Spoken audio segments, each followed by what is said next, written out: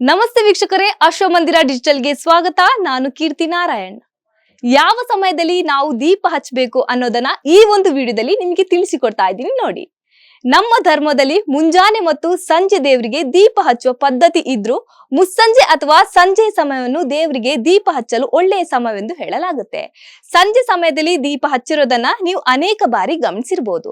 ದೀಪ ಹಚ್ಚೋದ್ರಿಂದ ಮನೆಯಲ್ಲಿನ ಕತ್ತಲೆ ದೂರವಾಗುವುದು ಮಾತ್ರವಲ್ಲದೆ ನಕಾರಾತ್ಮಕತೆ ಕೂಡ ದೂರವಾಗುತ್ತೆ.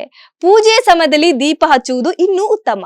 ದೀಪ ಹಚ್ಚೋದ್ರಿಂದ ದೇವರು ಸಂತುಷ್ಟರಾಗ್ತಾರೆ, ಕುಟುಂಬಕ್ಕೆ ತಮ್ಮ ಆಶೀರ್ವಾದವನ್ನ ನೀಡ್ತಾರೆ. ಇನ್ನು ಸಂಜೆ ದೇವರಿಗೆ ದೀಪವನ್ನು ಬೆಳಗುವುದಕ್ಕೆ ಕೆಲವೊಂದು ನಿಯಮಗಳಿವೆ. ಹಿಂದೂ ಶಾಸ್ತ್ರಗಳಲ್ಲಿ ಮುಂಜಾನೆ ಮತ್ತು ಮುಸ್ಸಂಜೆ ಸಮಯದಲ್ಲಿ ದೇವರಿಗೆ ದೀಪವನ್ನು ಬೆಳಗಬೇಕೆಂದು ಹೇಳಲಾಗಿದೆ. ಇಂದಿಗೂ ಇದನ್ನ ಒಂದಷ್ಟು ಜನ ಪಾಲಿಸಿಕೊಂಡು ಬರ್ತಿದ್ದಾರೆ. ಹೆಚ್ಚಿನವರು ಮುಸ್ಸಂಜೆ ವೇಳೆ ದೀಪವನ್ನು ಬೆಳಗುವಾಗ ಸರಿಯಾದ ಸಮಯವನ್ನು ತಿಳಿದುಕೊಳ್ಳದೆ ರಾತ್ರಿ ಸಮಯದಲ್ಲಿ ದೀಪವನ್ನು ಬೆಳಗ್ತಾರೆ. ಮುಸ್ಸಂಜೆ ಅಂದ್ರೆ ಸೂರ್ಯ ಮುಳುಗುವ ಸಮಯದಲ್ಲಿ ದೀಪ ಹಚ್ಚಬೇಕು. ದೀಪ ಹಚ್ಚುವಾಗ ಸೂರ್ಯ ಸಂಪೂರ್ಣ ಮುಳುಗಿರಬಾರದು ಎಂಬುದನ್ನ ಗಮನದಲ್ಲಿ ಇಟ್ಕೊಳ್ಬೇಕು.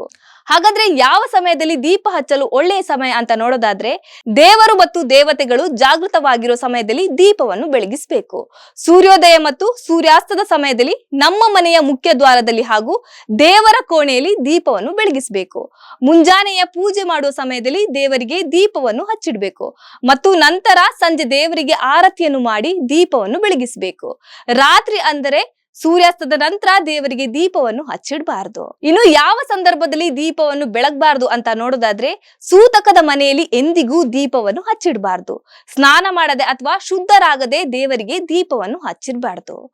ದೇವರಿಗೆ ದೀಪವನ್ನು ಯಾವಾಗ್ಲೂ ಸರಿಯಾದ ದಿಕ್ಕಿನಲ್ಲಿ ಹಚ್ಚಿಡಬೇಕು. ಇನ್ನಷ್ಟು ಹೆಚ್ಚಿನ ವಿಡಿಯೋಗಳಿಗಾಗಿ ನೋಡ್ತಾ ಇರಿ ಅಶ್ವಮಂದಿರ ಡಿಜಿಟಲ್.